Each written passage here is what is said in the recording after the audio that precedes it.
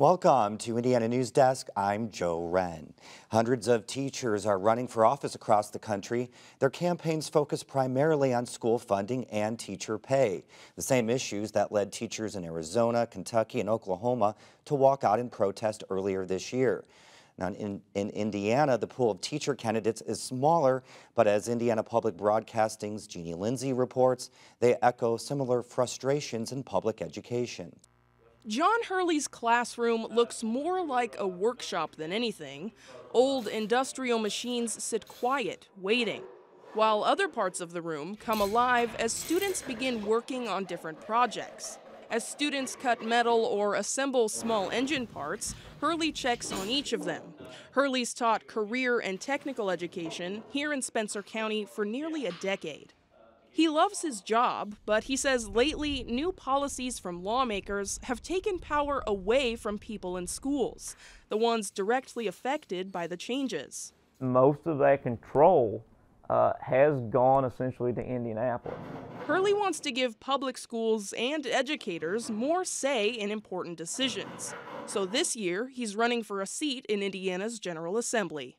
I wouldn't be doing this, one, if I didn't think it needed to be done.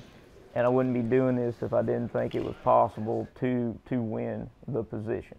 He's not the only educator with eyes on the State House. A handful of others in Indiana are running, with many more in other states.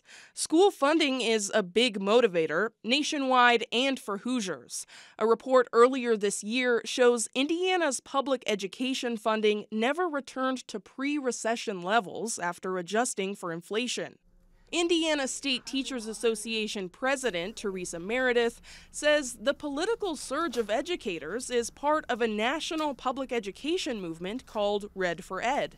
I think the wave that you've seen across the country is just beginning to bubble up here. Seemingly constant shifts in policy have educators on edge too. Meredith says not every lawmaker needs to be an expert in education, but they have a responsibility to talk to people who are. I'm not talking about, university leaders out on the East Coast or the West Coast. I'm talking about people right here in Indiana right now who are on the ground doing this work every single day. State Representative Tony Cook has seen both sides. His teaching and school administration experience spans 40 years. He's retired now and serves as the vice chair on the House Education Committee. He says the reality of lawmaking means even the best bills hardly ever leave the State House the way they started. You don't walk in here and just change everything yourself. You can't do it. You've got to build coalitions. You got to find the people that believe the way you do, and then you work in compromising situations.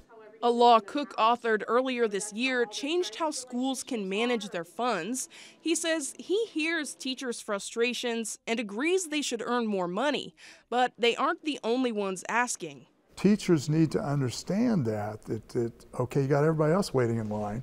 You got all these other people coming at you, firemen, police, and that never stops.